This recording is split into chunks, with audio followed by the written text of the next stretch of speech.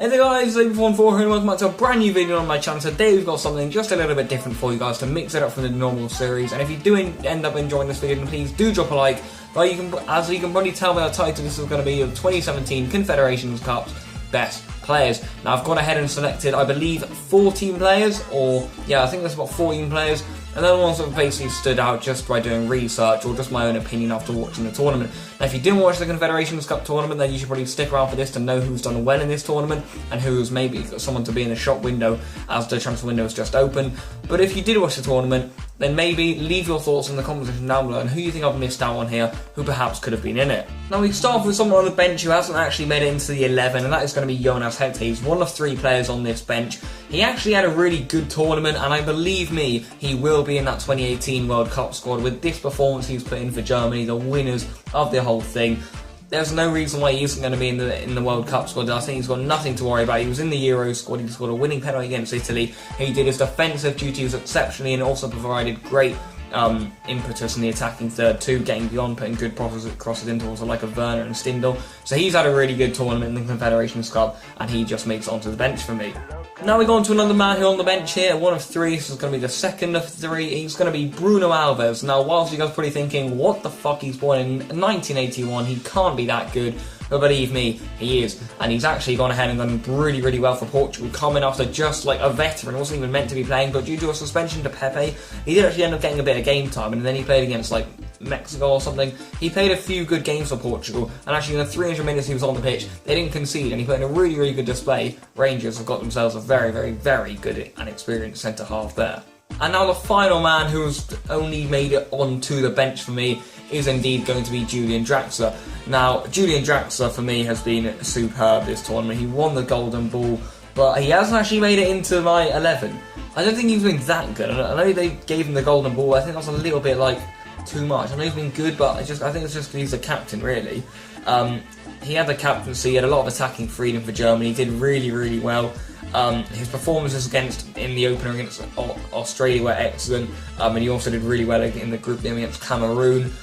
He was being absolutely fantastic. I know he's had a few injuries for a lot of his career, but once he's left Wolfsburg and joined Paris Saint-Germain, he's been superb, and what a 12 months he's got ahead of him for the German national team. Surely he's going to be in that 2018 Russia squad now.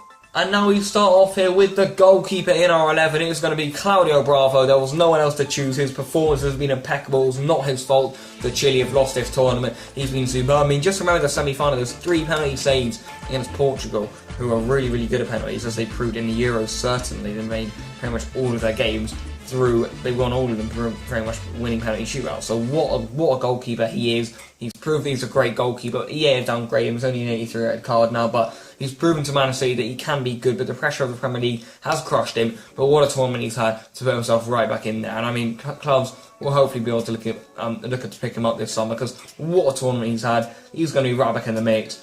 He's been superb. Certainly deserves it to be in the 11. And now onto right back, we've got Joshua Kimmich. I believe he's played in right back, centre back, and central midfield throughout this tournament. He's been superb in all of them. He's versatile, he's athletic, and he's very, very good on the ball. Now he's one of Germany's best players this tournament because he's just so useful to them. A really, really good passer, a very solid player, and he just helps to flow the team go. Despite the bust up with Arturo Vidal, he'll certainly be looking to get a spot next to him in the Bayern Munich side next year, wherever that may be on the field. Super versatile, super intelligent on the ball, great little player, definitely deserves to be in the team of the tournament. Now we've got Rudiger, a man who hopefully will be coming to Stamford Bridge, in my opinion, because he has been absolutely superb this tournament. Clean tackler, great on the ball, uses it really well, and he's just a really, really solid centre-half. He's got a lot of pace about him, he gets the ground really, really well, and he barely made an error this tournament. He was superb. Sublime at the back. Not many people know his defenders, but he was really, really good with the ball at his feet, progressing onto the midfield, and he was also incredibly solid at the back, and that turn of pace he's got really does give him an edge against many strikers. Certainly one to pick up for any club in the future. Whoever gets him is going to be a lucky club. And the other centre-half isn't even going to be Gary Medel now, despite FIFA calling him a CDM, and he's only fucking 5'7". I mean, other people call him 5'8", but on FIFA he's 5'7". He's one of the best players in the air of the entire tournament. He's dealt with Ronaldo and Andre Silva superbly in the semi-final, and once Bravo was, I think, injured at the beginning or suspended or something, he just put a great shift in the captaincy. He really did lead the Chilean defence. one of the toughest players you will have come up against in the Confederations Cup if you're a striker. Ask Cristiano Ronaldo. He didn't get a sniff against Chile, and Medel has been a main part of why Chile have been so defensively solid throughout the whole tournament. I know he's going to be leaving into this summer, but whoever gets him is in for a treat. Now, like Medel, Boca doesn't really do very well for his clubs. We'll have a look here. Oh dear. Who he plays for. He plays in the Chilean league, and I'm sorry, but that is not the best league in the world by any stretch of the imagination. So yeah, I mean, he's had a spell in the Premier League, he hasn't done so well in it, and whenever they seem to come to this Chilean national team, I don't know if it's a manager or something, they just play really, really well. What a tournament he's had, getting up and forward. I mean, I don't even think that makes sense, but he's just back and forth constantly, 24/7, puts in a great shift in the Chilean national team. Not that tall, but a savage challenger, and he really just fit into the mentality of the Chilean side well. Provided great support for the likes of Sanchez on the left-hand side, but was also there to make defensive challenges when they needed him. Another great tournament. What a worthy spot he is. Now, my friends, we've even got Leon Goretzka, if I said that right. Please don't roast me if I haven't in the comment section down below, boys. Let me off. What a tournament he has had. He is a really, really good all-rounded card looking at it now. But basically in this tournament, he has been absolutely fire. He got 2 goals in the semi-final against Mexico, and all in all, he was a great passer. He's dynamic, he's agile, but he's also really, really tall, and he's got a great turn of pace on him. I know Arsenal have been looking at him closely. If they do get him, what a signing. He is again one of those that Yochemin Low has got to be thinking, does he make it into my World Cup squad? Because what a tournament he's had, and all of these Germans are going to be knocking on the door, because this is going to be an interesting World Cup squad for Germany. Who do they pick? Because I know the under-21 side won the Euros too.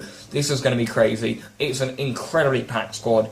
Does Goretzka make it in there? Judging on this tournament, he probably will. Now then, friends, we do need to have Jonathan Dos Santos, who is on FIFA right midfielder, but can easily play in the left mid, not the left midfielder, in the centre mid spot. That's where he really plays for Mexico. He plays on a side that loves to control the ball in Mexico, so he was really fitted into it nicely. And after his time at Barcelona in the youth ranks, he definitely can pick a pass. He's a great young footballer, great dynamic. He's agile. He's really, really quick.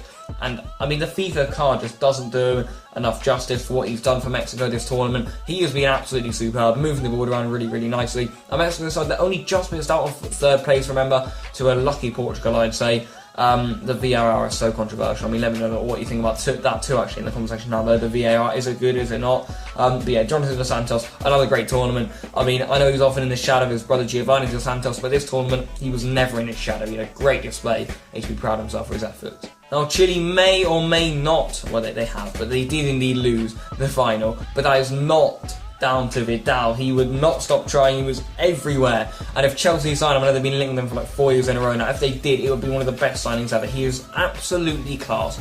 You do not understand it. He's crazy. He was absolutely brilliant. I mean, I don't know what to say about him. He's absolutely everywhere. His desire to win the game for his national team was absolutely superb. Plenty of energy. I mean, the mission that he had was just to stop all of the German shots, and that was from all angles. He was attacking, like hitting the crossbar, then going back and blocking off the line. He was crazy. I mean, he was absolutely everywhere. I mean, the intensity just continued all over the pitch, and he's one of the main reasons I think Chile have been doing so well recently. Now, Stindl is indeed a weird one, but he's a centre forward on FIFA, and he's got way too many informs to count. He's one of those guys like Cavani, and what a season he's had at Borussia Mönchengladbach. Next month he turns 29, and in a really young Germany squad, they just plonked him in there, and he was absolutely superb. I mean, he doesn't really quite fall into the category that Yochemin Low is picking players up, but he put him in there after putting some really good work in the season, and he's put him in there, and he needed to get a chance at the international level, and he's got one, and he's proven himself. At the end of the day, he did get the winning goal in the final. He was excellent this tournament. He should be proud of himself in Russia. But yeah, does he get into the 2018 World Cup squad? Maybe, maybe not. It definitely depends on the season he comes up with next. He's not necessarily that flashy, I wouldn't say, but he's a really good finisher, and he's very accomplished on the ball. He did do really well for Germany. He was definitely out there one of the top scorers, if not the top scorer, along with Timo Werner. So a really, really good tournament for him. And a player at the age of like 29 now nearly, that's a really good step in his career. It definitely will push him on to do better things in the future, so he'll definitely be happy with that tournament. Now, Cristiano Ronaldo is one of the main reasons why this tournament blew up just a little bit, and if he wasn't there, then I highly doubt there would have been so many viewers, because pretty much every time he touched the ball there were cheers in the crowd. But I wouldn't say he was that good. What I will say he did is score goals. He scored 2 goals in the 3 group stage games, which pretty much helped Portugal get through. I know they got a 1-0 victory against Russia, I do indeed believe. That, of course, that's going to help them through when he gets the headed goals. I wouldn't say he was that good. I still don't know why people hype him up that much, but of course he is still a great player and a really good finisher. One of the best of all time, if not the best in some people's opinion. So you know what? He's got to be in this team of the tournament. He did provide for his country, and that's at the end of the day what you've got to look at. Portugal did need to come third place in the end. I don't think I would have been too happy about that. Certainly would have liked to get into the final, if not winning, considering they're European champions. But you know what? They'll still be happy with that tournament display. And Ronaldo doesn't need to make it into my team of the tournament. Now, my friends, we do indeed have Timo Werner, and despite probably not being a fan's favourite of certain other fans, he certainly is a great player. He niggles at defences. He perhaps goes down a little bit too easily. He's a little bit blah blah, and people don't like him, certainly opposition defenders don't. What you cannot take away from it was he's the top scorer of this tournament. Despite Stindl and Goretzka both getting the same amount of goals, he did actually get 2 assists, as he's got in my club there, but I've got 5 goals in him because I'm too good.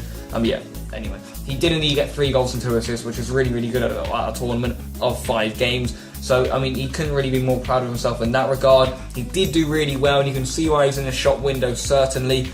He's a great exploiter of mistakes. He's sharp, and as they proved in the final, it's pretty much all down to him being sharp to pick up on Marcelo Diaz's mistake, and then he squared it across neatly for Stindl to tap home.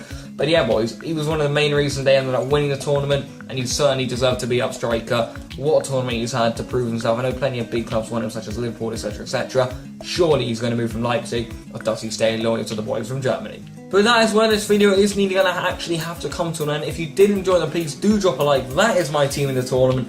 It looked pretty damn saucy. Of course, the chemistry isn't very good at all, and like the players on it are really, really weird. The players that step up in international competitions are incredible. Like I find Goretzka a really weird one who steps up. Bravo after his appalling season. Bruno Alves, I find that a really weird one. Who else hasn't really done much this season? Stindl's done decently. Ronaldo, no, that's not a big surprise.